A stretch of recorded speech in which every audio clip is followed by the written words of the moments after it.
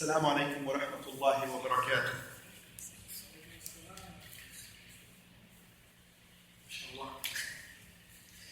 الحمد لله الذي خلق السماوات والأرض وجعل الظلمات والنور ثم الذين كفروا بربهم يعدلون وأشهد أن لا إله إلا الله وحده لا شريك له وأشهد أن محمدًا عبده ورسوله بشر وأنذر لا خير إلا دل الأمة عليه ولا شر إلا حذرها منه فصلى الله وسلم وبارك على نبينا محمد وعلى آله وصحبه ومن اهتدى بهداه إلى يوم الدين.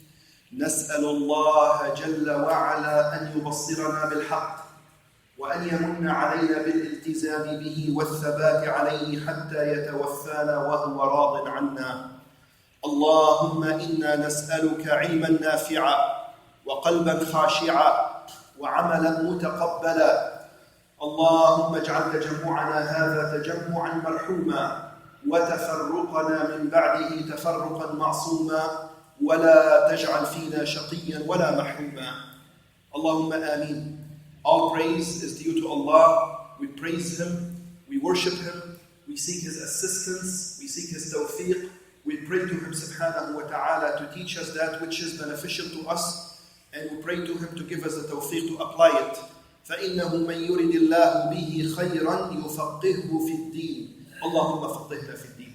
اللهم علمنا ما ينفعنا وانفعنا بما علمتنا وزدنا علما. اللهم لا علم لنا إلا ما علمتنا إنك أنت العليم الحكيم.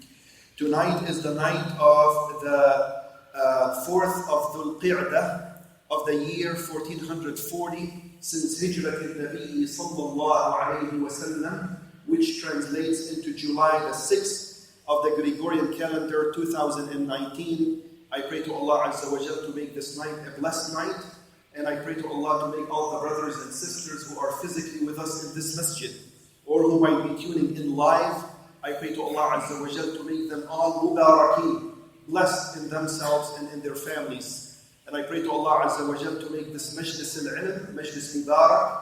It is a majlis of dhikr of Allah tabaraka wa ta'ala, witnessed by the angels, showered by the mercy of Allah tabaraka wa ta'ala. May Allah keep giving us His tawfiq to sit around these circles of knowledge where we learn the beneficial knowledge and give us the tawfiq to put it into practice. For wallahi, this is some of the greatest things that you can spend your time in and invest in your time. Learning about the deen of Allah tabaraka wa ta'ala and ilm al-aqidah, as we have mentioned many times in the past, ilm al-aqidah and ilm usul al-deen is the most important piece of knowledge, and it is the most honorable knowledge. Ashraf al-ulum li sharaf al-ma'lum. Ashraf al-ulum, it is the most honorable knowledge because of the honor of what we learn about. That is Allah tabaraka wa ta'ala. In the aqidah and in usul al-deen, we learn about the tawheed of Allah Azza wa Jalla, we learn about His names, attributes, everything from the unseen, al-ghayb. All of that relates to Allah Tabaraka wa Ta'ala, who is the most honorable, and this is what makes this knowledge, this ilm al-aqidah, the most honorable. Sharaf al-ilm bi sharaf al-ma'lum. It derives its honor from the honor of what we study in this knowledge. This tonight majlis is the 94th majlis of this commentary on Aqidah At-Tahawiyyah, on this book of Aqidah called Aqidah At-Tahawiyyah, titled after its author, Al-Imam Abu Ja'far At-Tahawi Al-Hanafi, a great scholar of Madhab Al-Imam Abu Hanifa Al-Nu'man rahimahullah ta'ala. And anybody who has been attending with us or has been watching online know that we've been commenting on this text of Aqidah statement by statement to make it easier for everybody, easier to comment on and easier to understand bi'idhnillahi tabaraka wa ta'ala. Without further ado, I pray to Allah Azza wa Jal to give me and you tawfiq and to give us al-ikhlas fil qawl wal-amal innahu waliyu dhalika wal-qadiru alayh. Qala al-musannif al-imam al-Tahawi rahimahullah ta'ala. And as you know also, we typically kind of quickly review what we discussed last time so that we can pick up from where we left off, and so that we can continue, and the speech or the commentary would be kind of continuous and connected. Last Saturday, before subhanAllah, I I almost forgot. Just before we start, next Saturday I will be out of town. So there will be no halaqah next Saturday. I just wanted to give you a heads up. Inshallah, like always, I will send a cancellation email to the mailing list. But, I wanted to give a heads up so that you can actually plan your weekend accordingly. From now, you can, it's vacation time. But inshallah, we will resume the following Saturday. Bi'idhnillahi tabaraka wa ta'ala.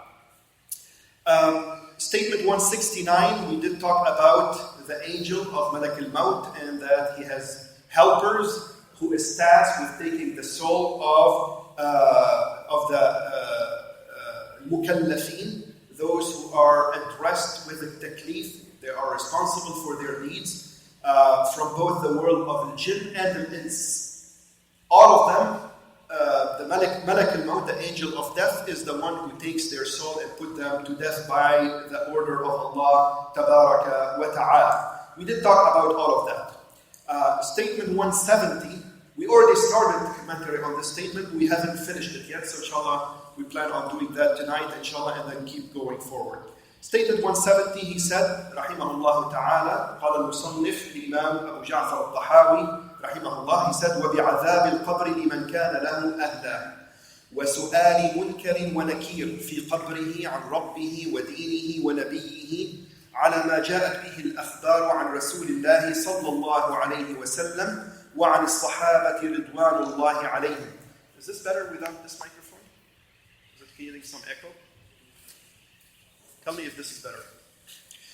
The literal translation of this statement is, and in the punishment of the grave for those who are deserving of it, and in Munkar and Nakir, questioning each person in his grave about his Lord, his religion, and his Prophet, as occurs in the narrations from Allah's Messenger sallallahu alayhi wasallam, and from the companions, may Allah be pleased with them. What we said about this statement is that Imam Abu Ja'far, in the statement, he started to talk about the belief in the hereafter. And it has been the tradition of the scholars that they consider under the hereafter, they consider under Yawm al-Akhir everything, all the events that happens from the death and onward. So everything that happens from the moment a person dies, right, onward is considered under the umbrella of Al-Yawm Al-Akhir. That includes the punishment of the grave and the events of the grave and what happens in the grave from delight and from punishment, right, and the questioning of the grave, and all the way until the hour, and then the resurrection, etc., that he's going to talk in the next few statements. So this is something important to understand if you ever read in the books, right? So from death and onward, it is al-Yawm al-Akhir. Is discussed under al-Yawm al-Akhir. So in this statement, he started to talk about everything, about what happens from death on, related to al-Yawm al-Akhir. From the punishment and the delight of the grave, obviously for those who deserve it. Punishment for those who deserve it, and delight for those who deserve it, based on the evidences from Rasulullah sallallahu alayhi wa sallam relate to us through the Sahaba Ridwanullahi alayhim ajma'in. And we did mention that Azab al-Qabr wa na'imihi. This is the matter, the title of the matter. Azab al-Qabr wa na'imihi. Azab al-Qabr is the punishment of the grave. Na'imihi and na'im al-Qabr, which is the delight and the reward of the grave. Both of them have been evidenced in the ayat of the Quran and in the hadith or the many ahadith of the Prophet sallallahu alayhi wasallam. Those ahadith are so many and the evidences are so many that they reach the level of tawatur. Nobody can deny them. They are so many that it is well established of our Aqidah At-Tahawiyyah wal Jama'ah, and that is why he's discussing it in here. We said there are several groups who deny it. There are several groups who deny Adab al-Qabr, and they do so because of several reasons. One of them is that they use their intellect, right? They use their intellect and they say, well, it doesn't make any sense. You go to the grave, you touch the soil, There is no punishment, there is no fire, there is no heat to begin with, right? We go to the grave, the body disintegrates after a while. So how can it be punished or rewarded, right? How can the na'im or the punishment of the grave apply to a person, to a body that it disintegrated already, right? Some people don't get buried altogether to begin with. They're not buried. They end up in the sea, or they end up into the stomach of an animal, whatever, right? The case may be. So how can they be punished? They use their intellect. Their intellect, their mind doesn't accept it, doesn't understand it, so they reject it. That's not what we do. Ahlul Sunnati wal Jama'ah, they believe that the matters that are related to the grave are from the unseen. And the unseen, all the matters that relate to the unseen, we treat them exactly the same way. We believe in them as they occur from Rasulullah sallallahu alaihi wasallam. As they occur from the reports, in the reports and the narrations from Rasulullah sallallahu alaihi wasallam, we submit to them and we accept them, even if our minds has hardship or has hard time understanding them, like how they happen. We don't deal with how it happens, how they are punished or how they are delighted. That's not our business. We don't go into that. The how, it's not a part of our knowledge, but we believe in it and we affirm it as Rasulullah sallallahu alaihi wasallam told us, and as Allah tabaraka wa ta'ala told us, because there are, like I said, there are so many evidences to that. So it is from the unseen, which believing is what applies to that. If it happens, if it is related to us in the book and in the sunnah, authentically, then we believe in it, even if we don't understand how it happens. Also, from the reasons why certain people deny it is a big mistake, is that they compare both worlds. They draw an analogy between alam al-shahada and alam al-ghayb. You know, there are two worlds. Alam al-shahada is the one that we witness, الَّذِي نَشْهَدُهُ, which is this world of life. This life, the home of this worldly life, right? We experience things. Allah Azza wa Jal gave us senses. He gave us tools that we can interact with and experiment with. Their biggest mistake is that they draw the analogy between alam al-ghayb, of the unseen, and they think that it looks or it should be similar to alam al-shahad. And they are not the case. That's not the case. There are a lot of things that we are told from alam al-ghayb that has no analogy to alam al-shahad, and they are not the same thing, right? We know there are angels. We know that certain things happen on the day of resurrection. That does not happen in this alam al-shahad. Allah Azza wa Jal, for example, tells us in the Quran that on the day of resurrection, He will make the skin of people witness against them. قَالُوا لِمَ شَهِدْتُمْ عَلَيْنَا. The evildoers and the disbelievers, they will talk to their skins and they will say, why did you witness against us? Why did you bear a testimony against us? قَالُوا لِمَ شَهِدْتُمْ عَلَيْنَا قَالُوا أَنْطَقَنَا اللَّهُ قَالُوا أَنْطَقَنَا اللَّهُ. They will say that Allah Azza wa Jal made us speak against you. Does the skin speak? If you tell somebody the skin speaks, he'll say, oh, you're insane. But this is in alam al-ghayb. And alam al-shahada is unlike alam al-ghayb. So you shouldn't draw the analogy and say, if there are punishment, then how come that I'm not sensing the heat? There's no heat, there's nothing. There's no indication that there's punishment going on here. Or na'im for that, right? You don't smell anything, there's no na'im. What are you telling us? So all of this is from those people of kalam and those people of intellect. You say aqlaniyin, from al-aql. They put the aql and whatever it accepts, they take it, and whatever they cannot accept or doesn't make sense to their minds, then they reject it. We brought forward the many ayat and the ahadith of the Prophet sallallahu alaihi wasallam that crystal clear tells us and mention adab al-qabr and its na'im. So we said there is that this is something that will happen or happens without the hint of a doubt, and it is evidenced in those many ayat and ahadith from the Prophet sallallahu alaihi wasallam. We did talk about the fact that although it is called adab al-qabr, yani this discussion, this matter is called adab al-qabr, but that doesn't mean that it only applies to those who get buried. Buried or not, any person, male or female, Muslim or non-Muslim, old and young, Whenever they die, Adhab al-Qabr and its na'im apply to them.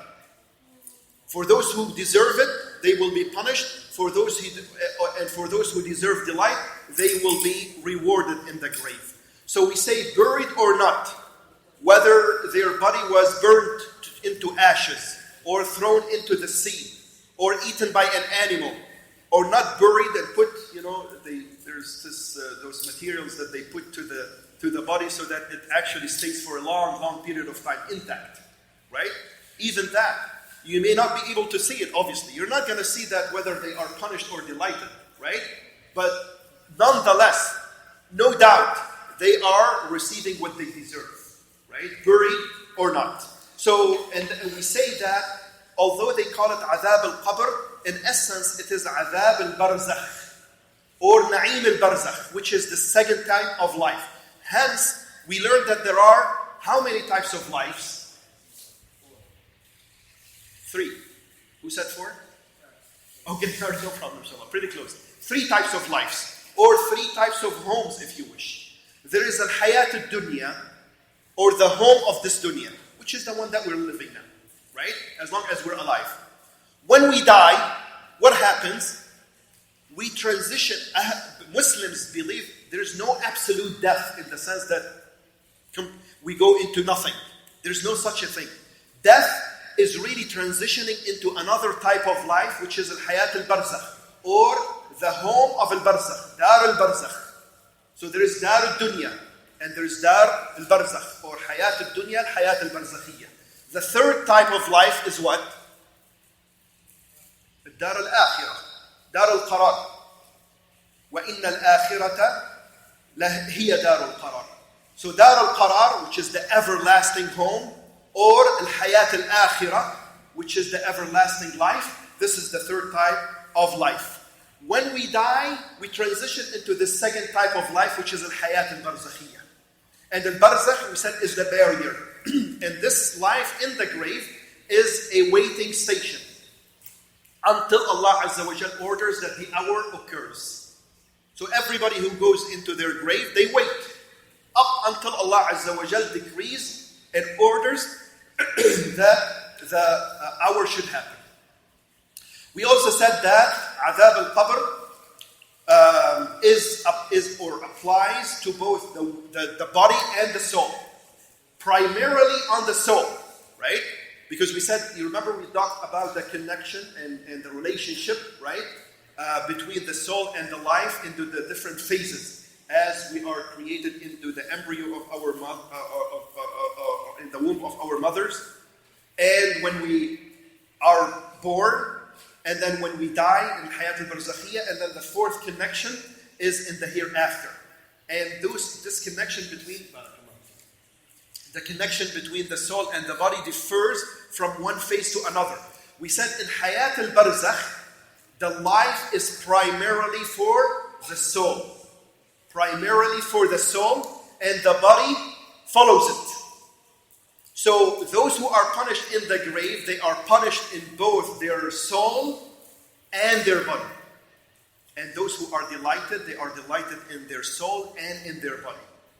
Again, some people will say, wait a minute, we don't see that. Well, you don't see it because this is from Alam al-Ghayb. It's not the Alam al-Shahada that you can witness, right? Allah Azza wa Jal does not make us see that. But we believe in it because it is the evidence. It is based on the evidence from Rasulullah sallallahu alayhi wa sallam. So this ta'alluq between the body and the soul goes through those different phases, and the one in al-Barzakh is primarily for the soul, and the body follows that. We also did talk about the fact that Adhab al-Qabr wa na'imuhu applies to Muslim and non-Muslim. Obviously for non-Muslim, which applies to them?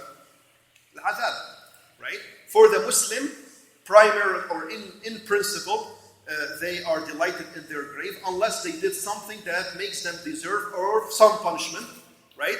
And then they will be delighted.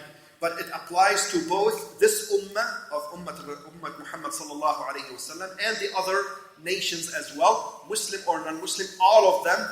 This matter of qabr applies to all of them.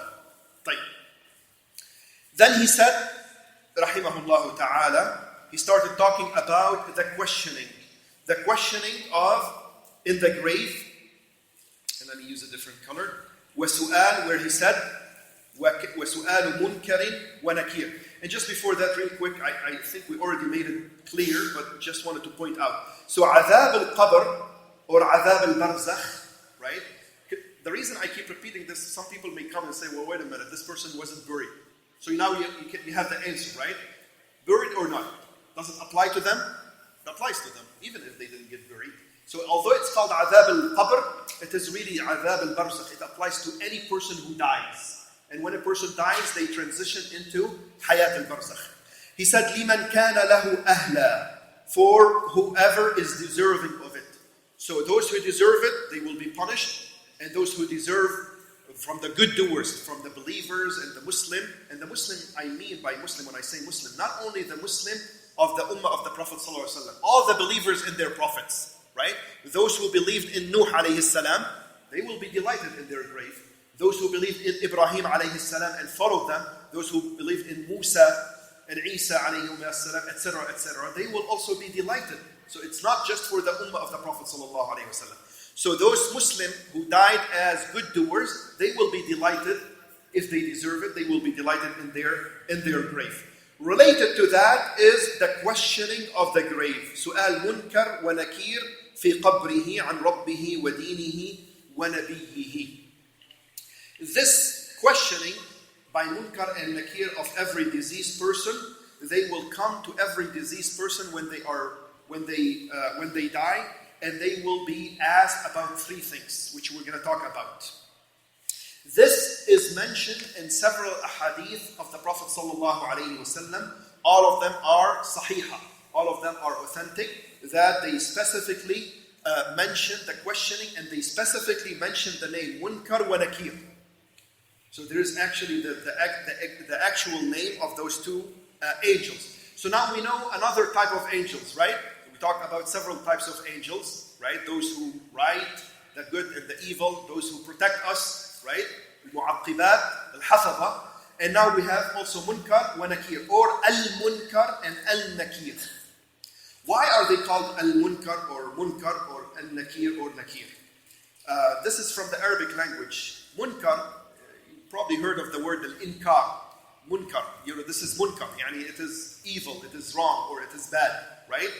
And there is al-inkar, forbidding, right? Munkar in its original meaning, it means something that we're not familiar with. And in the hadith of the Prophet ﷺ, there is actually a long hadith from Abu Hurairah radiallahu anhu that Imam al-Albani judged as Hasan, hadith Hasan. Rasulullah ﷺ told us that some of the description of Munkar and Nakir, and that they are black and dark blue. They come in a shape that the deceased person is unfamiliar with. That's why they are scared from them. So they are scary. Two angels that are scary. That's why they are called Munkar. Yani they are unfamiliar, and the deceased person will be scared from them, right? And we're going to talk about some more about that. So this is why they are called, this is from the description of those two angels. And Rasulullah ﷺ told us that they are called Munkar and Nakir. So when the person is put in the grave, or even if they are not buried, as we said before, right? And they are, and then the people leave after they bury them, right? Then their soul will be sent back into their body to be brought into the second type of life. They're not going to come back to the Hayat al-Dunya, right? Allah Azza wa Jal will order their soul to be sent back into their life, into their body, to transition into the second life of al-Hayat al-Barzakhiyah. That's why in some of the ahadith, we learn that they even hear the steps of the people when they leave the graveyard, right? When people leave them, after they bury and do everything, and when everybody leaves them, they hear the steps of people leaving, right? Just because they transition into the second life. And Allah Azza wa Jal will say how that happens. Allah ala kulli shay'in qadir, is capable of everything, right? So they live into this second life, and they are questioned these three questions that we're going to talk about. طيب. Iman in this is iman wajib. Iman, believing in this questioning of the grave, is wajib, is fard and wajib upon every Muslim, based on the evidence from the Sunnah of the Prophet sallallahu alaihi wasallam. And like I said, the reason he's mentioning is because some groups, they actually deny this. Some of al-Mu'tazila and Ahl al-Kalam and al-Falasifa, those philosophers, they all deny that. And they deny that there is a questioning of the grave. And they say these are, they contradict the intellect. They contradict the mind. It doesn't make any sense, like we discussed before, that we don't see any evidence of that in reality, in this word of shahada. Some of them, some groups, they rejected it because they invented this reason that all of the ahadith in which adhab al-qabr and the questioning of the grave, they appear in ahadith ahad, which means that one sahabi narrated them, or each report was narrated by exactly one sahabi from Rasulullah sallallahu alaihi wasallam. Now, I want that we don't make it a business in this majalis to call people out. But since they still live among us, this group still exists, and some people may be affected. And if I don't mention them, then I wouldn't be nasih ameen for you, right? And the nasiha al-wajiba is obligated upon every Muslim if they know it. As Rasulullah ﷺ said, ad-din al-nasiha. There are a group called Hizb al-Tahrir.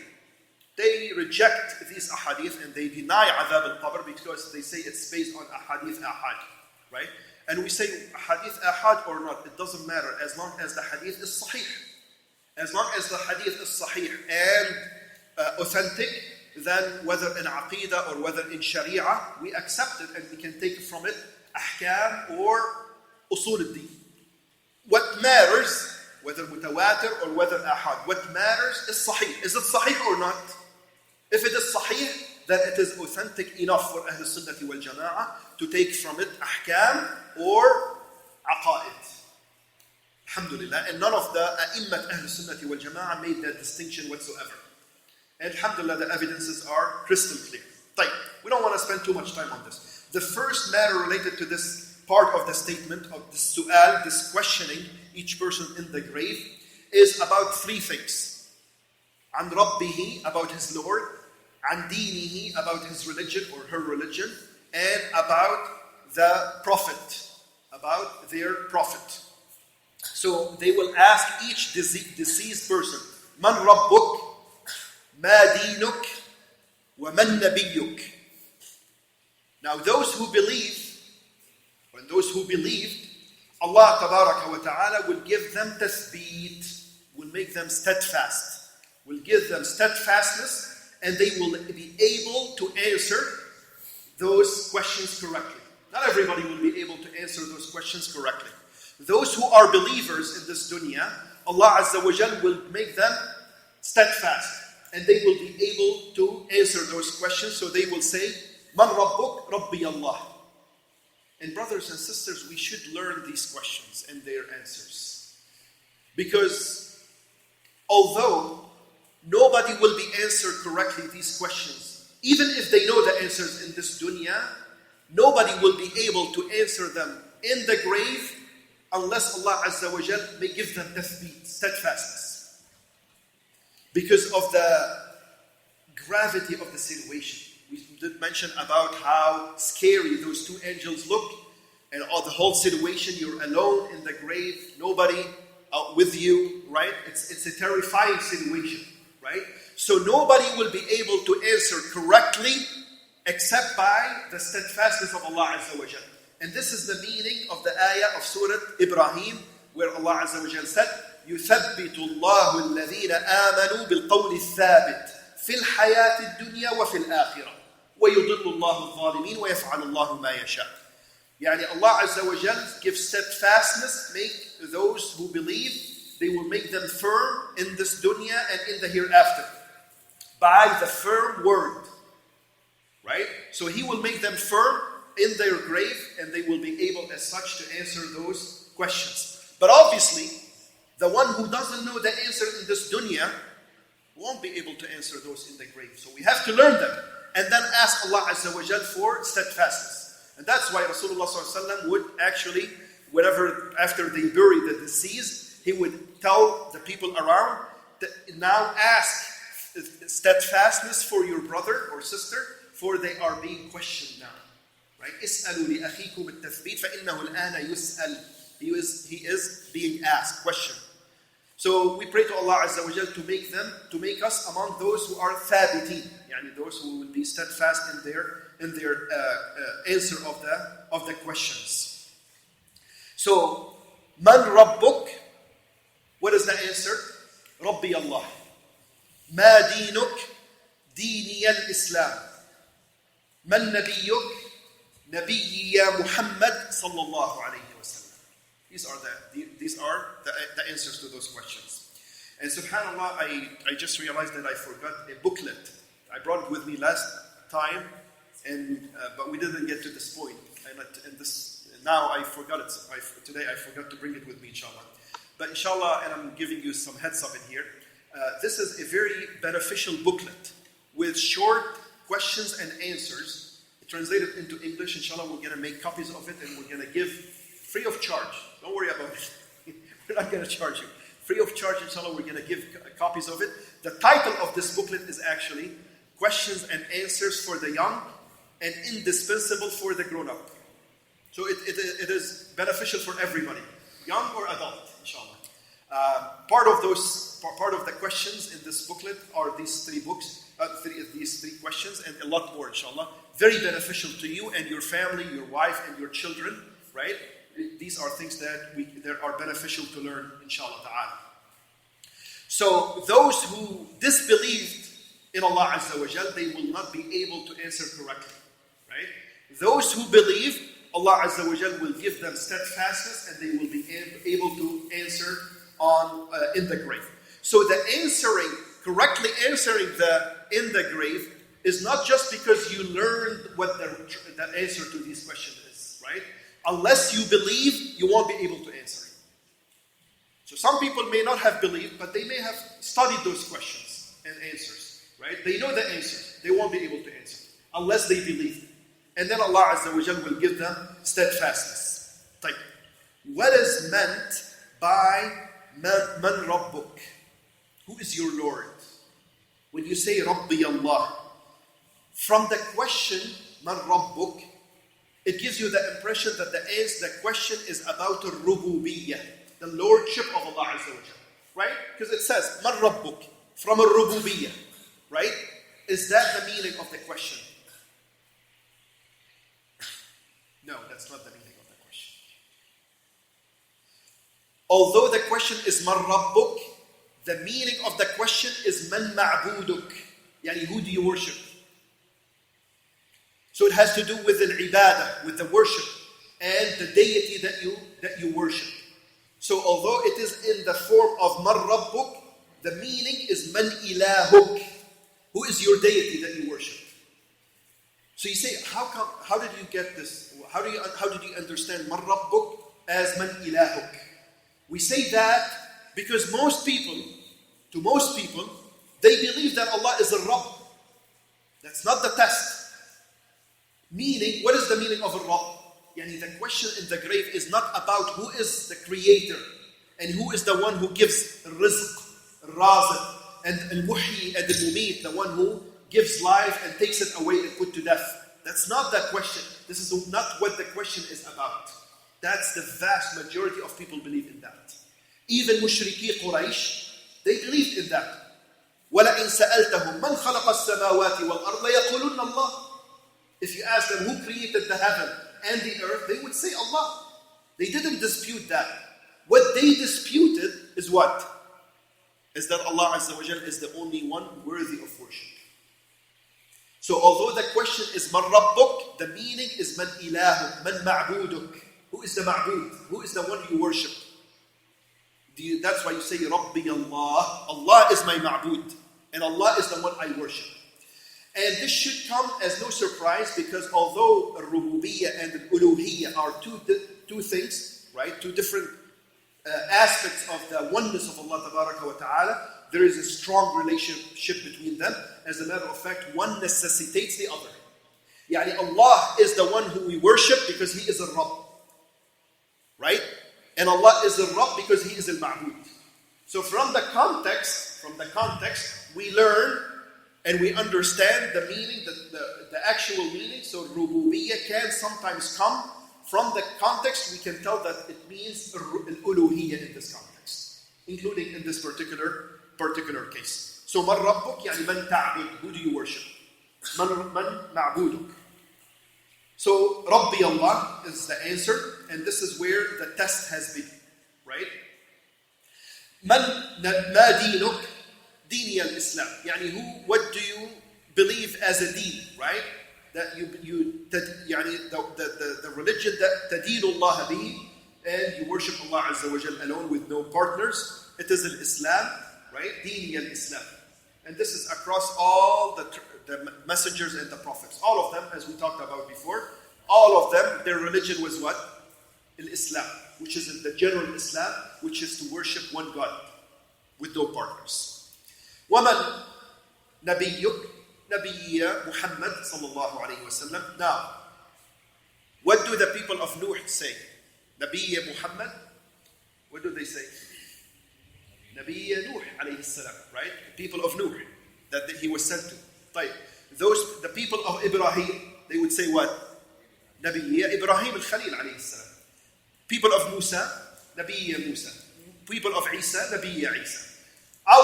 The people of this ummah, they will say, Nabiyya Muhammad sallallahu alayhi wa sallam, Allahumma thabbitna bil qawl al-thabit fil hayat al-dunya wa fil akhirah. Allahumma ameen. Those who do not believe or did not believe, they will actually self-confess. They will say, I do not know. I do not know. Right? So they will actually self-confess. They will confess themselves and they will receive their deserved punishment in the grave and in the hereafter. We say, is this questioning only limited to the ummah of the Prophet ﷺ? We just answered indirectly. It is not, right? This applies to all the nations and all the people from the different nations. Does this apply only to the believers? Again, we already kind of indirectly answered that. This applies to the believers, to the hypocrites, and to the disbelievers, the kafirin. All of them will be tested. Every person will be tested in the grave. Those who Allah Azza wa Jal will give tathbeet will answer correctly. Otherwise, all of them will not be able to answer, or they will not be able to answer correctly. This concludes the commentary on the statement. Any questions? There's a delay. If we can use inshallah the microphone for those who are online.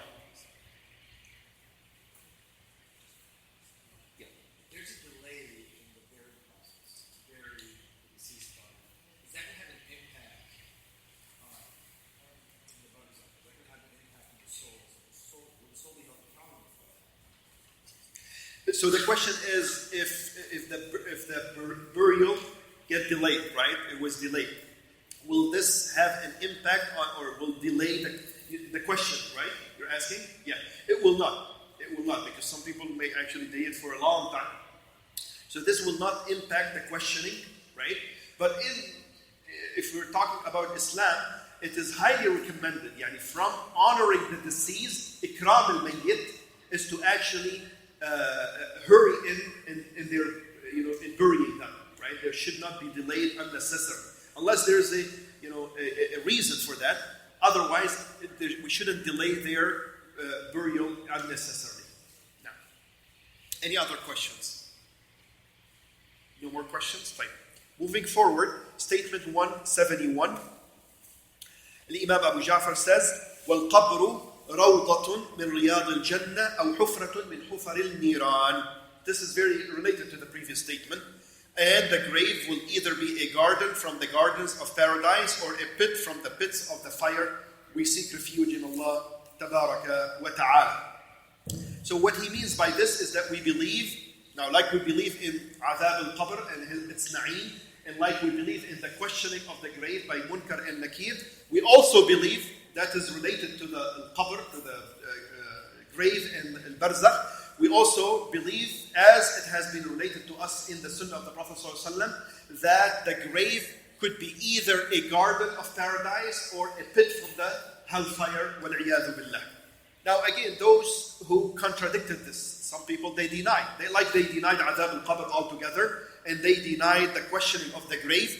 They also denied that it is either or. It is either a garden or from paradise or a pit from the hellfire.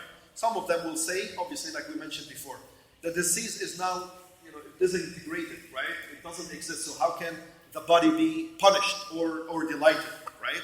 Say Allah Azza wa Jal is capable of everything. Allah ala kulli shay'in qadir. And some of them also, like we said, their body is either burned into ashes or, they get killed by an animal or thrown into the sea or the ocean and whatnot, right? So how can the azab get to them, right? How can they be punished? Some other people will say, even sometimes, two people are buried one next to another. This is also one of their intellect, right? Reasoning. They say two people buried next to each other, like so close to one another. One of them is from the people of paradise, the other one is from the people of hellfire, right? So this is supposedly being delighted, and this other person next to a few inches, right, is supposedly, iyadhan billah, being punished in their grave. They say, how can that be? Right? How can that be? So how will the fire not affect the neighbor who is from the paradise, from the people of paradise, etc.? And then we don't feel anything, right? There's no indication whether to the punishment or to the delight. Again, they're making the analogy between alam al-ghayb and alam al-shahada. And we say this analogy altogether is incorrect to begin with. There is no analogy between the two. Allah Azza wa Jal is capable of everything, and this is from an iman bil-ghayb. This is from the matters of believing in the unseen.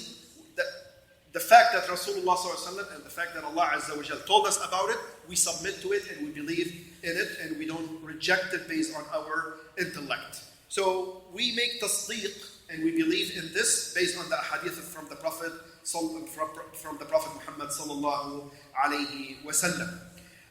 And this is something that we've done before. We actually do once in a while. I wanted to actually show this and share this with you. If you remember, our commentary is based on the commentary of Imam Ibn Abi al-Izz al-Hanafi, another great scholar of Madhab Imam Abu Hanifa al-Nu'man rahimahullah ta'ala. This commentary has been published in books, and I wanted to share this with you. Let me see which way is the best way to actually do this. Maybe this. Is this showing nicely on the stream, Abdullah? Maybe you can, use the bigger one. This is from the text of the commentary, translated commentary of Imam Ibn Abi al-Izz al-Hanafi. I wanted to share it with you because I thought it is actually beneficial. He's saying, this is his speech, this is his words. He says, in sum, there are three worlds: the world of this life, the world of al-barzakh, and the everlasting world. We already talked about that. Allah has made for every world laws that are different, that are particular to it. He has made human beings with both bodies and souls, and the rulings of this world apply to the bodies with the souls following suit. We also mentioned this. In Al-Barzakh, the judgment is based on the souls with the bodies following suit. On the day of the bodies are resurrected from their graves, the judgment, pleasures, and punishments will be for the spirits and bodies together. If this is pondered and understood properly, this is what's important. If you understand this correctly, it will become clear how the grave is either a garden of paradise or a ditch from the fire. This is therefore the truth without any question. By it, the believer in the unseen is distinguished from others. This is the basis of those who believe in the unseen, because they know that there are three different words, and each one has its own laws that Allah Azza wa Jal created that are suitable for it. Here's the thing that I wanted to actually emphasize. One must also realize that the fire and the pleasure that are in the grave are not of the same variety as the fires and pleasures of this world. Allah heats up the soil and stones that are above and below the person until it becomes a fire much greater than the coals of this world. And still the humans won't be able to tell. Right? You don't see it, you don't feel it, but the person is being punished. But if the people of this world touch it, they do not feel it. Even more amazing, believe in it because Allah Azza wa Jal and His Rasul told us about it, sallallahu alayhi wa sallam. He's saying even more amazing than this is that two people can be buried next to each other. One of them is in a ditch of hellfire and the other is in a garden of paradise. The heat of the fire of the one does not reach the other, nor do the bounties of the latter reach the former. Allah's power is even greater and more than magnificent than that. But souls are passionately in love with denial and rejection of anything that they do not have knowledge of. However, Allah has in fact shown us things in this world that demonstrate His magnificent powers, which are much greater than what was described above. He allows those of His servants to see them as He wishes, and He keeps others blind to them. SubhanAllah. If Allah were to show them to all of His servants, and here's the thing, some people question or ask, that why don't we see? Well, if you see, where's the test? If the teacher gives the answer key to the students, and he's saying that I'm testing them, where's the test? Everybody will answer correctly all the questions. If Allah were to show them to all His servants, human responsibility and belief in the unseen would become meaningless. Everybody would become believers. Hence, the belief in al-ghayb, iman bil-ghayb. And this is what distinguishes the true believers. Those true believers are the believers in al-ghayb. And just to sum it up, we mentioned also this before, it is interesting to notice that the first type of iman that was mentioned in the Quran is what? The first type ever in the Quran, al-iman bil-ghayb. At the beginning of Surah Al-Baqarah. From the very beginning, from the Quran, as you are reciting from the beginning of the Quran, أول iman ذكر في القرآن, the first iman that was mentioned in the Quran is what? Al-iman bil-ghayb. الذين يؤمنون بالغيب. Why? Because it's not easy. And this is what distinguishes the true believers. They don't reject, they believe in bil-ghayb. They submit to the text from Allah Tabaraka wa Ta'ala. So there is no doubt that the grave is either a garden from the gardens of paradise or a pit from the pits of hellfire. وَالْعِيَاذُ بِاللَّهِ. May Allah subhanahu wa ta'ala make us among those whose grave will be a garden from the gardens of paradise, and those who will be enjoying and will have joy and delight in their grave, and whose grave will be lighted for them and will be actually expended for them. Say Ameen. Allahumma Ameen. طيب. This concludes the commentary on this statement 171. Any question? MashaAllah. طيب. تفضل. Just regarding what you said earlier, the soul hears the footsteps walk away after it's prepared. Now, does the soul hear the conversation of laws being made for them? No. So the question, a very good question, by the way. I was hoping that somebody will bring it up. So the brother is asking, based on the hadith that we mentioned a little earlier, that when the person dies, right, and when they are buried, and then people, as they leave, the deceased, they hear the footsteps of the people. So does this mean that the deceased hears everything, the conversation, and hear everything? We say no, that's not the case. That's an important thing, because some people actually twist this text and they use it as an evidence that they hear us and they can hear, etc., etc. We say in principle, once a person dies, they are detached from this world of dunya, and they can't hear, unless there is an exception. And those exceptions have to be evidenced. They have to be based on proof from the Sunnah, from the Quran or from the Sunnah. So we know there are certain cases, they are exceptions, not the principle. Right? الأصل في الميت, in principle, the deceased, the dead, does not hear. There are exceptions. One of them is this exception, which is when the people leave the grave, right? Then Allah Azza wa Jal gives them the ability to hear their footsteps, and that's it. Another exception, and some people take this as an evidence, is when the people, after the battle of Badr, right? Rasulullah and the Muslims were victorious. Allah Azza wa Jal gave them victory. So Rasulullah sallallahu alayhi wasallam was going around and talking to the dead bodies of the mushrikeen. And he was telling them, هل وجدتم ما وعدكم ربكم حقا? Did you find what Allah Azza wa Jal promised you as a haqq, as a truth? For we have found what Allah Azza wa Jal promised us as truth. Some of the Sahaba, they said, Ya Rasulullah, they became dead people. They're dead and their bodies has dried. Can they hear? They were amazed. Do they hear you? Are they hear you? Or can they hear you? So he said, alayhi salatu wassalam, you don't hear me better than they do. This is an exception. Allah Azza wa Jal made them hear Rasulullah sallallahu alayhi wa sallam. Right? So this is an exception. In principle, they don't hear. وَمَا أَنْتَ بِمُسْمِعٍ مَنْ فِي الْقُبُورِ. And you cannot make those in the grave hear. This is al-asl.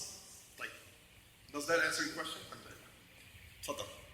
If you don't mind, he raised your hand. Okay, inshallah. You'll be next, inshallah. Promise. Oh, I'm sorry. He actually we'll come to you, inshallah. We'll come, bi'idhnillah. Everybody will get their turn, inshallah. No problem.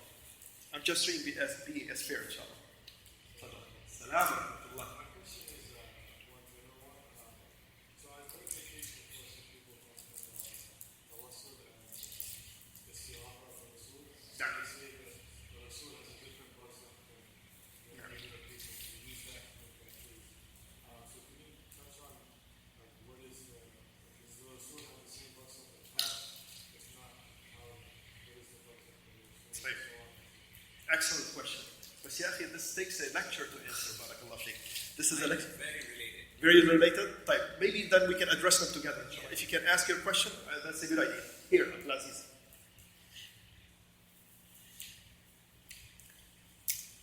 And this might be considered sensitive and you don't have to answer it. No. The same question is, sometimes I hear from listening to some alim, they say Prophet ﷺ has passed away. Normally this is what I would hear. But sometimes I hear people saying, we believe that he is alive, but not like us, or something like that. Yeah. And then some people say this, and they both call themselves Sunnat wal Jama'at. No. And please put some Okay. So there are two questions, inshallah, so closely related, so we'll combine them and address them both together. So the first question the brother was asking is, some people, they say that Rasulullah ﷺ is in a special, barzakh, right? He is in a special barzakh, different than the barzakh of everybody else, right? And as such, then he can hear us, and we can make istighatha bin Nabi sallallahu alayhi wa sallam, and we can invoke him, right? That's the question. Am I representing it correctly? Yeah. Accurately. And the brother was asking that some people say that Rasulullah sallallahu alayhi wa sallam is alive. He didn't really pass away. He's alive in a special life, etc., etc. Which means, really, the reason they say this is that this means that you can address him, alayhi salatu wassalam, you can talk to him, and he's alive. And some people even go beyond that he's with us. And some people, they have, I don't know if you heard of this, Aqidah At-Tahawiyyah, that he is present and looking and, within the majalis, etc., etc. The first question that I have for them is, do you have an evidence on that? This is from the unseen. Nobody sees Rasulullah ﷺ after he passed away, alayhi salatu wassalam. Do you have an evidence? So this is from the unseen. The unseen is unseen. From the name of it, right? If it is ghaib, then it's ghaib. We don't witness it. Contrast that to shahada, alam shahada. Do you have an evidence? We don't affirm anything from the unseen unless there is an evidence to that, right? So is there an evidence to that? Let's take a look at what the Sahaba believed. They are the best of this nation. You agree with that? Everybody agrees with that. I don't think anybody can deny that. Then let's see what the Sahaba themselves, Ridwanullahi alayhim ajma'in, used to believe. Right? The Sahaba, including Ali ibn Abi Talib, who actually buried Rasulullah sallallahu alaihi wasallam themselves. They are the ones who buried Rasulullah sallallahu alaihi wasallam. They washed his body. They put him into al-kafan. What is al-kafan? It escapes me at the moment. Al-kafan, which is this clothing, the white clothing. Shroud. Yeah. Jazakallah khairan. Allah, it escaped me. So they shrouded him, alayhi salatu wassalam, like they would do anybody else, right? And they buried him alayhi salatu wassalam.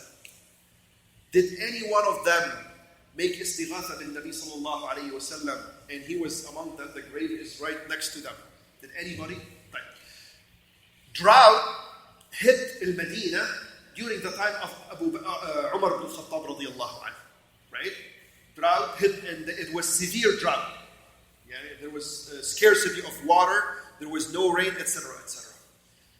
Umar ibn al-Khattab, he called upon Al-Abbas, Amm al-Nabi, the uncle of the Prophet sallallahu alayhi wasallam, and he said, Ya Abbas, come and make dua to Allah Azza wa Jal to bestow His ni'mah upon us, to bring us water, to drain, to send down rain and water, so that the people started to, the livestock and the plants and everything started to die. We used to ask Rasulullah sallallahu alayhi wasallam to make dua on our behalf, and now we use the dua of the uncle of Rasulullah sallallahu alayhi wasallam to make dua to Allah Azza wa Jal. Wasila, tawassul ila Allah. So they make tawassul to Allah by the dua of one of the righteous, who is Al-Abbas. Did they make dua? Did they make istighatha bin Nabi sallallahu alayhi wasallam? He was there, right? Why would they not do that? Who is better if it was permissible? If Rasulullah sallallahu alayhi wasallam would hear them, who would be better to make the dua, to use the dua of? Al-Abbas or Rasulullah sallallahu alayhi wasallam? Rasulullah sallallahu alayhi wasallam. They didn't do that. Why? Because it's not permissible. He passed away alayhi salatu wasalam. Now, Allah Azza wa Jal in the several ayat, He told us that Rasulullah sallallahu alayhi wasallam will die like everybody else. وَمَا مُحَمَّدٌ إِلَّا رَسُولٌ قَدْ خَلَتْ مِنْ قَبْلِهِ الرُّسُلُ أَفَإِنْ مَاتَ أَوْ قُتِلَ. If he dies or gets killed, will you go back? قَلَبْتُمْ عَلَىٰ أَعْقَابِكُمْ. You will go back to shirk and kufr وَالْعِيَاذُ بِاللَّهِ. When Rasulullah sallallahu alayhi wasallam died and passed away, alayhi salatu wasalam, the ummah was shocked. And this is the greatest calamity that this ummah, that befell this ummah. Until now, we have no greater calamity than the passing away of Rasulullah sallallahu alayhi wasallam. No question about that. Right. Some of the Sahaba, even their belief got shaken down, right?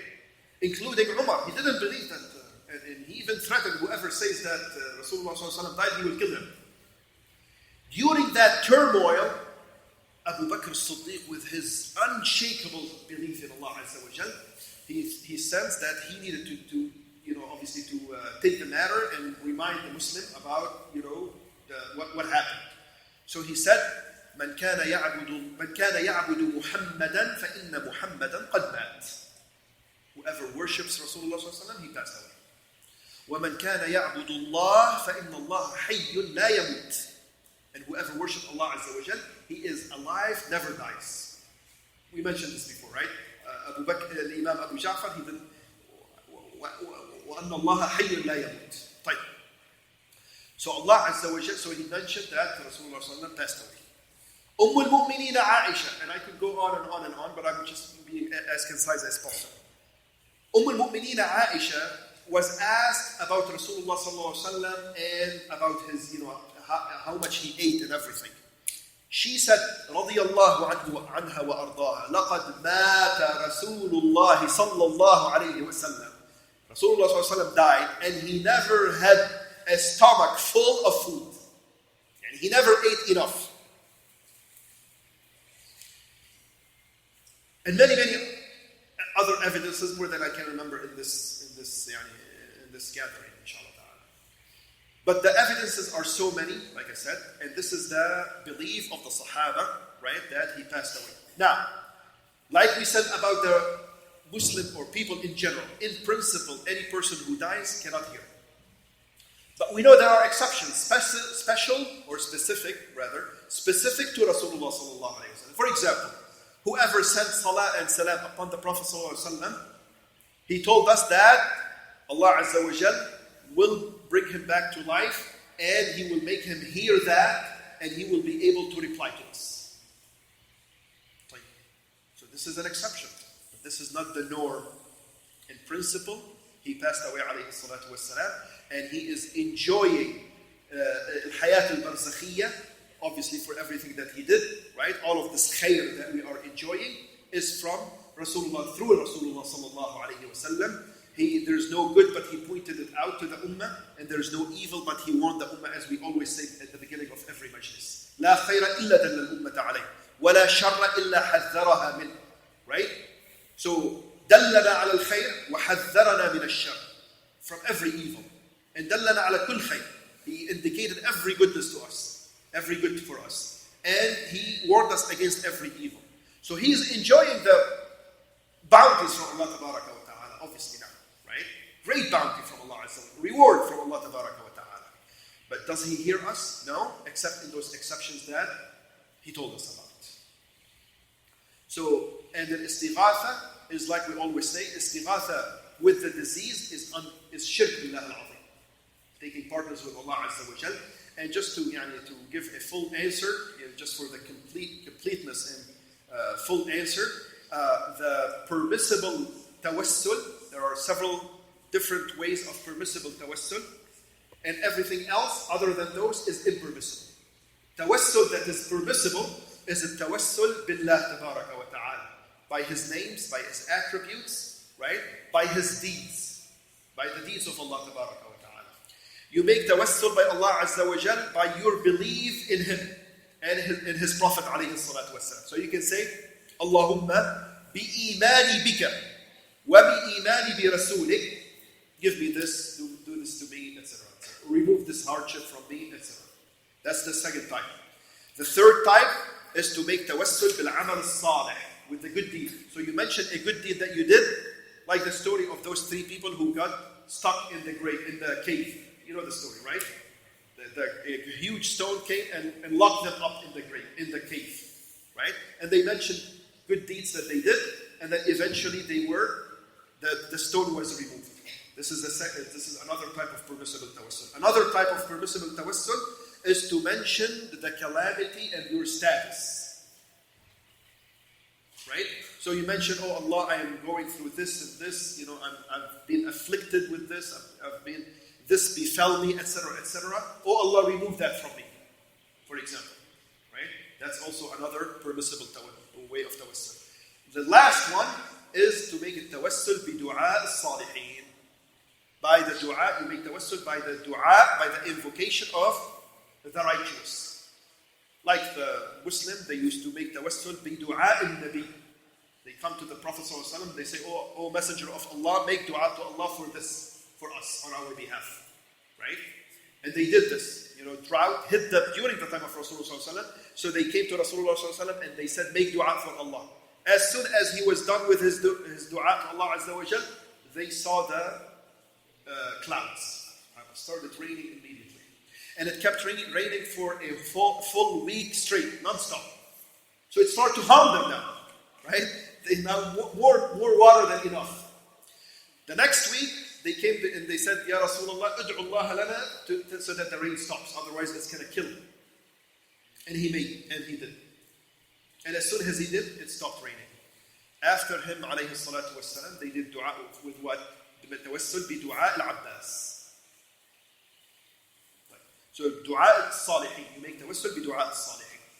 You make tawassul by the names and attributes of Allah Azza wa Jal. You use the suitable name. For example, Ya Razzaq irzuqni. Ya Rahman irhamni. O merciful, have mercy on me. Ya Razzaq, O who provides provision, give me provision. Etc. etc. Ya Ghaffar ighfirli. Etc. Now, thank you. Does that answer both questions, inshallah? Did I miss anything? Salam alaikum. So, I know this is Aqidah, but I have a question for Fiqh. Is that okay? More Fiqh question? Fiqh? Yeah, the question is related to Fiqh. طيب. This is Aqidah class. طيب. But it's related to the subject. So طيب. the question is basically, back home when a person dies, when a deceased person, there are different kinds of rituals that are performed before the body. Right? So from the time you take that person from the hospital to the masjid to the grave, they recite different kinds of things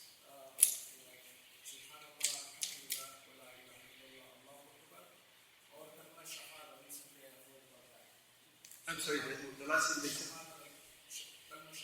Oh, okay. That's another one. So, what is the correct way of, when a person dies, what is the correct way of making him into the grave and going? So the correct thing to do when a person dies, obviously, is to make abundant invocation to Allah Azza wa Jal, seek forgiveness for him. That's what benefits him. You say, Allahumma aghfir lahu, Allahumma afihi, Allahumma in kana muhsinan fazid fi ihsanihi, wa in kana musi'an fatajawaz an sayyi'atihi. If he was a bad or evil doer or wrongdoer, then forgive his wrongdoing. And if he was a good doer, then reward him generously. Right? You make dua to the deceased. This is what actually benefits him. To make shahada, it doesn't benefit him anymore. Shahada, you should try actually, if you sense that a person is about to die, or you sense that these are the last few moments of his life, then you should remind him before he dies. Talqeen al-shahada is before dying, not after dying. After dying, it doesn't help anymore, right? What you should actually is, if you sense, then you should actually remind him. Say, Ashhadu an la ilaha illallah wa ashhadu anna Muhammadan Rasulullah. Remind them, because some people may forget. And whoever is wuffiq lish-shahada, and it is the last thing that he says before, this is tawfiq from Allah tabaraka wa ta'ala. But also, we should remind them, if they are, before they die, you should remind them of that. And all of this recitation of Surah Yasin, etc., all of that, there's absolutely no evidence to that. Again, people say, well, what am I? I'm just reciting the Quran to benefit them. How do you know it benefits them? It's from the unseen, from al-ghaib, again, right? The person transitioned into the other world, the second world. How do you know that it helps him or not? We don't know. Unless Allah Azza wa Jal told us, or unless the Prophet ﷺ told us. If they told us that it benefits them, then we know it benefits them. But if they didn't tell us, then we have no way of telling. Right? So we do what Allah Azza wa Jal told us and what His Prophet ﷺ told us. This is the reality of their love, of loving Allah Azza wa Jal and His Prophet ﷺ.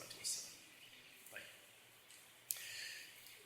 Does that answer your question, inshallah? I'm sorry? The rituals that are performed specifically before the burial. What are the correct rituals? Like I said, to hasten to prepare the burial and to pray Salat al-Janazah on them. Obviously, this is their right upon the Ummah. To wash them and honor their body, not to uncover them, because their awra, their private parts, and their dignity and their honor is exactly the same thing after their death like it was before their death. So there shouldn't be uncovered or anything. They should be washed, shrouded, buried as quickly as possible, because this is from honoring the deceased, and then making a lot of istighfar to them. This is what's really mashru'. Now, can we get...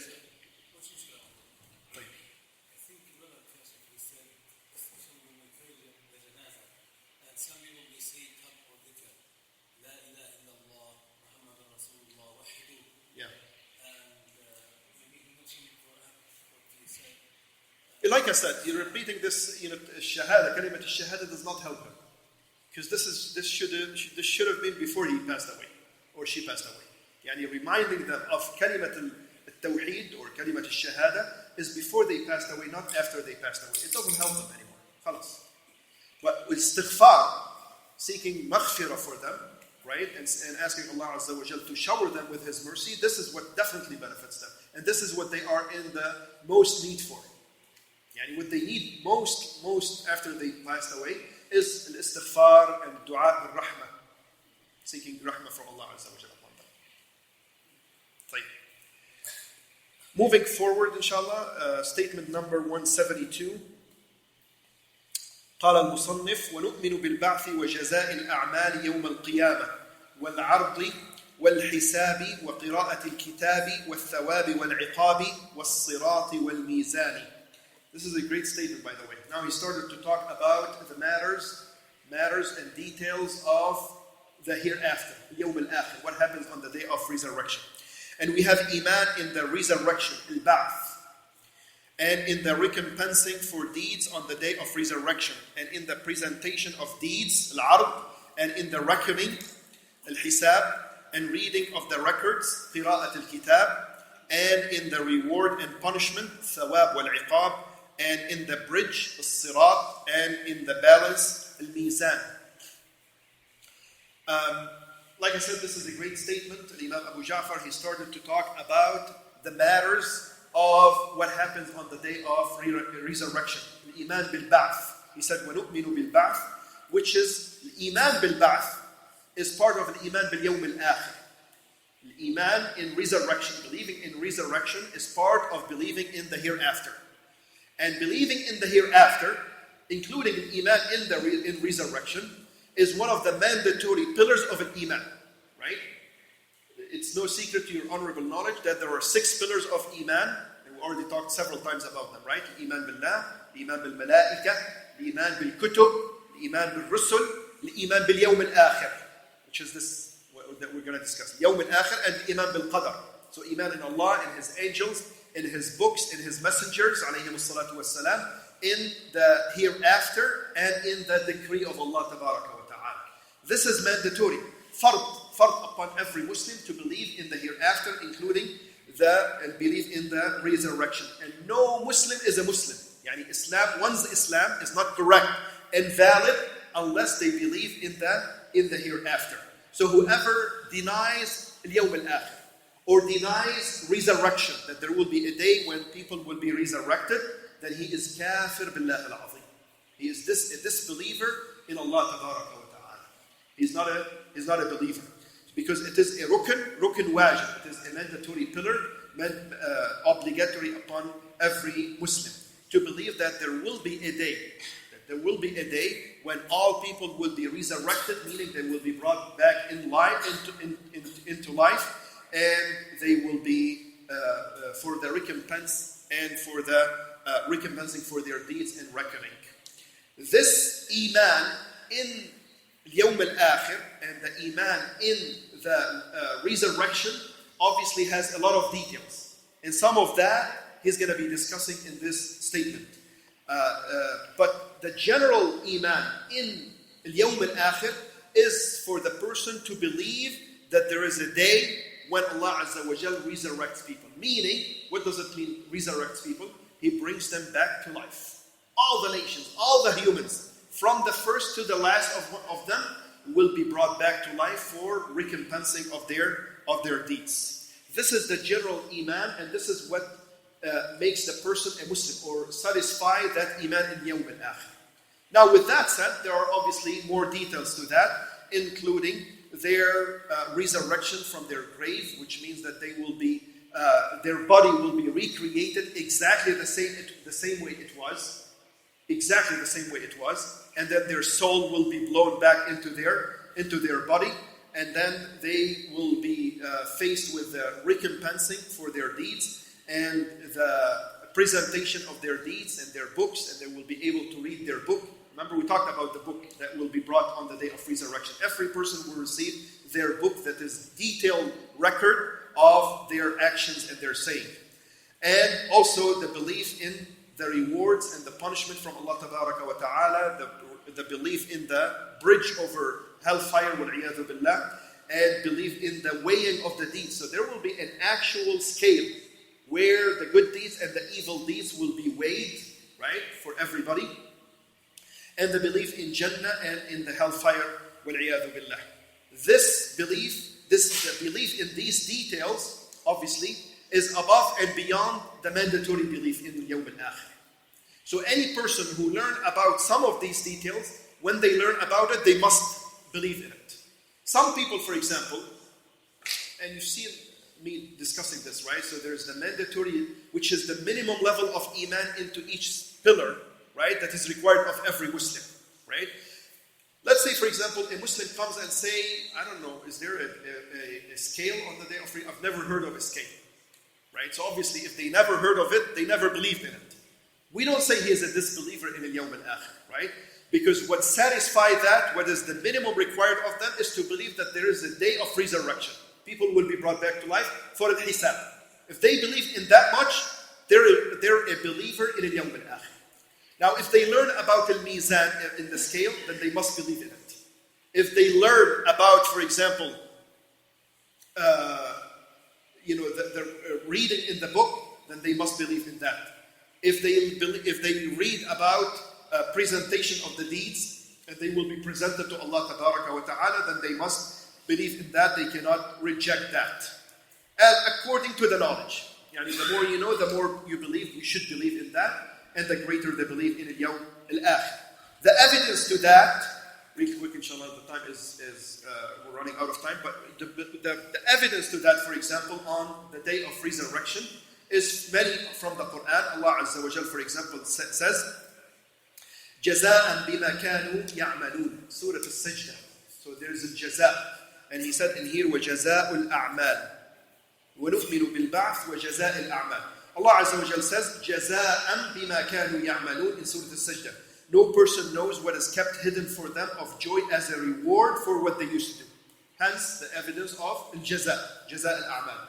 Allah Azza wa Jal says, الْيَوْمَ تُجْزَوْنَ بِمَا كُنْتُمْ تَعْمَلُونَ Today you shall be recompensed for what you used to do. Hence jaza al-a'mal. Allah Azza wa Jal, for example, says, هَذَا كِتَابُنَا يَنْطِقُ عَلَيْكُمْ بِالْحَقِّ إِنَّا كُنَّا نَسْتَنْسِخُ مَا كُنْتُمْ تَعْمَلُونَ Surah Al-Jathiyah. This, our record speaks about you with truth. Verily, we were recording what you used to do. Remember, the angels are recording everything from the good and from the evil. And the many ayat that are in the Quran that talk about resurrection and the hisab, the reckoning and the recompense. As a matter of fact, after the mention in the Quran, after the mention of Tawheedullah Tabaraka wa Ta'ala, and after the mention of believing in Rasulullah Sallallahu Alaihi Wasallam, there is nothing else mentioned more often than the mention of the day of Al-Qiyamah, resurrection, and Al-Jaza. This is so much talked about in the Quran that it comes right after Tawheedullah and the mention of, or the Iman, the necessity of an Iman with Rasul Sallallahu Alaihi Wasallam. It is mentioned so often in the Quran that there are so many evidences to that, of that the people will be resurrected and their body will be recreated and their soul will be blown back into their life, into their bodies, back to life. And this is a great principle of Ahl Sunnah wal Jama'ah, the Iman bil Yawm al-Akhir and bil Ba'th and Jaza al-A'mal. طيب. When is Isha? Is it still 10:25? Like we have about 2 more minutes, inshallah. طيب. The first matter related to this statement is al-Ba'th. نؤمن بالبعث. We believe in the resurrection.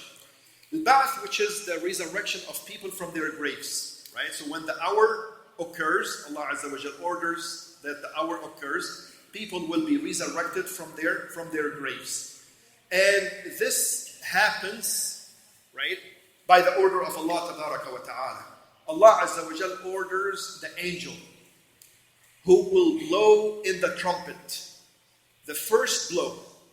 And this will actually put every living creature to death. It is called Sa'qa.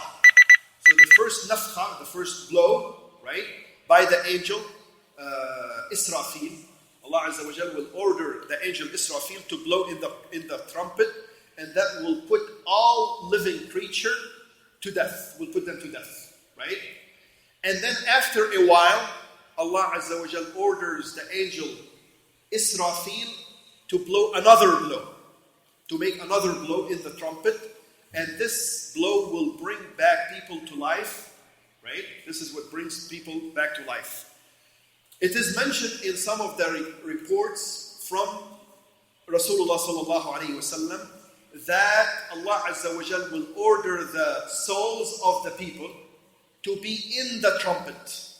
So when Israfil blows the second trumpet, then their souls will be blown into their bodies. Their souls will be blown into their bodies. Every soul will go to its body. طيب. Also, from what we learned from the Sunnah of the Prophet Sallallahu Alaihi Wasallam is that Allah Azza wa Jal, there are several details that Allah Azza wa Jal, occurs of certain things, events that will happen before people are recreated in preparation of this resurrection, right? One of it is that Allah Tabaraka wa Ta'ala will change the way the earth is. From the mountains will be moved and will be destroyed. So the face of earth will become straight, so that when people are recreated and resurrected, they will be able to walk toward the place of gathering, the mahshar.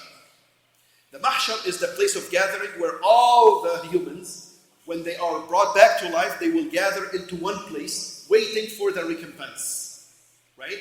So there will be no mountains. The earth will be changed, like I said, and يَوْمَ نُسَيِّرُ الْجِبَالِ. The mountains will be moved and will be destroyed, so it will be easy for people to actually walk toward the place of gathering. Right? When Allah Azza wa Jal blows this, when Allah Azza wa Jal orders the body to be recreated, He will order rain. So rain will come down on earth, and the bodies will be recreated literally like the plants are planted, without soul. So they will be recreated literally like a tree, and they will stand up waiting. When the second blow happens, then the souls will be flown back into their bodies, and they will come to life. And then they will start moving, looking, and they will be moving. The angels will steer them, and they will guide them toward the place of gathering, where all the nation, al-awwaleen wal-akhirin, they will all be gathered into the place of gathering, the mahshar, where they will wait until Allah Azza wa Jal orders the recompense and hisab to begin. And there is a long period of time that goes through that, inshallah. And I am being hinted that the time is over. I'm running out of time.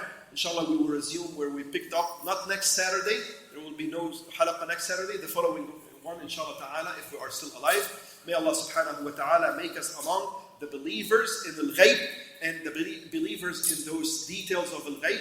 And we're going to see that they have some impact, some fruits. When you learn the details of this, then you will prepare better for this day. May Allah subhanahu wa ta'ala make us among those who will receive their book in their right hand, and those who will actually be rewarded tremendously by Allah tabaraka wa ta'ala.